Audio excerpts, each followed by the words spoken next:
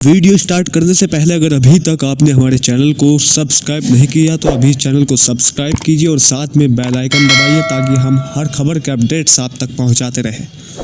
विकास दुबे, जिसे विकास पंडित के नाम से भी जाना जाता है, हिस्ट्री शूटर भारतीय राज्य उत्तर प्रदेश में कानपुर देहात जिले में स्थित गैंगस्टर से नेता बने हैं।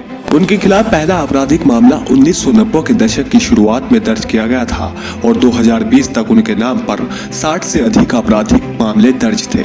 जुलाई 2020 तक वह राज्य के एक मंत्री की हत्या से जुड़ा है। एक पुलिस स्टेशन के अंदर और एक अन्य घटना में 8 पुलिसकर्मियों की हत्या का मुख्य आरोपी है।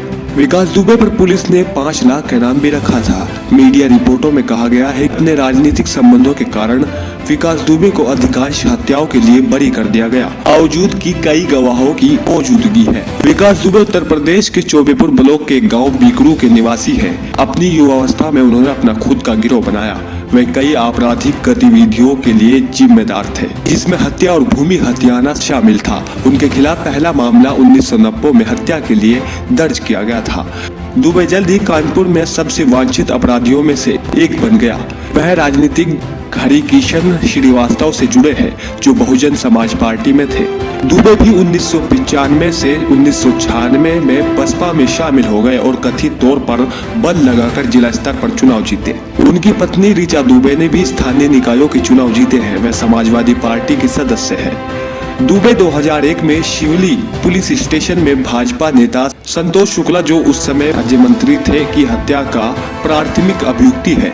दुबे को पहले गिरफ्तार किया जा चुका है, लेकिन बाद में कथित राजनीतिक दबाव के कारण बरी कर दिया गया है। दुबे को विकास पंडित के नाम से जाना जाता है, जिसका नाम 1999 की फिल्म अर्जुन पंडित के शीर्षक चरित्र के नाम पर रखा गया है। उन्हें वैकल्पिक रूप से इस नाम से जाना जाता है या पंडित के रूप में जाना जाता है। तो चलिए बात करते हैं अब अगले अपराधी की। विकास दुबे वाले कांड के बाद उत्तर प्रदेश और क्राइम एक बार फिर सुर्खियों में है। विकास दुबे को कथित एनकाउंटर में मारा गया, लेकिन यूपी की क्राइम बुक में नाम और भी है। इन्हीं में से एक बदन सिंह बद्दो, यूपी का मुख्यात अपराधी, जो उम्र कैद तक की सजा पा चुका है और फिलहाल फरार चल रहा है। बद्दो ने साल भर से भी ज्यादा वक्त से यूपी पुलिस को छका रखा है। बद्दो पर 2.5 लाख का इनाम भी है। बदन सिंह बद्दो 1980 के आसपास तक मेरठ में ट्रक ड्राइवर हुआ करता था। थोड़ी बहुत दबंगई करता था। यही दबंगई बढ़ती गई। बद्दो का नाम मेरठ के छोटे मोटे बदमाशों में लिया जाने लगा।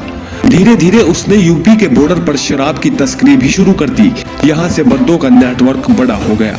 1988 में उस पर पहली बार हत्या का केस दर्ज हुआ, जब उसने दिन दहाड़े मेरठ के गुदरी बाजार कोतवाली में राजकुमार नाम के एक व्यक्ति की हत्या कर दी। पश्चिम यूपी के क्राइम नेटवर्क में बद्दो का नाम फैलने लगा था। बद्दो बड़ी सुर्खियों में आया साल 1946 में, जब उसने मेरठ के वकील रविंद्र गुज्जर की हत्या कर दी। 1996 के इस मर्डर केस में बद्दो को 2017 में गाजियाबाद अदालत ने उम्र कैद की सजा सुनाई। 2 साल सजा काटी। फतेहगढ़ की जेल में मार्च 2019 में उसे एक मामले में फिर गाजियाबाद कोर्ट में पेश किया गया। पेशी के बाद पुलिस उसे वापस फतेहगढ़ ले जा रही थी।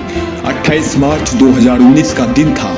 शातिर बद्दो ने पेशी के बाद पुलिस को मेरठ के रास्ते होकर चलने के लिए राजी कर लिया। पुलिस टीम उसे लेकर मेरठ के मुकुट महल होटल पहुंची। उस होटल में बदन सिंह का भी शेयर था। होटल में पुलिस की जमकर खातिरदारी की गई। खाने के साथ साथ शराब भी परोसी गई। टीम में शामिल आधा दर्जन पुलिसकर्मी शराब के नशे में धुत हो गए। बद्दो ने मौके का फायदा उठाया और फरार हो गया। 1 साल 4 महीने होने को है। पुलिस को तब से उसका कोई सुराग नहीं मिला। जानकारी है कि बेटी टोनी के साथ बद्दो नेपाल के रास्ते मलेशिया पहुंच गया है और हर महीने मेरठ, दिल्ली और एनसीआर के दूसरे इलाकों के लोगों से बातचीत करता है। बाप बेटे की तलाश में पुलिस की 4 टीम लगी है।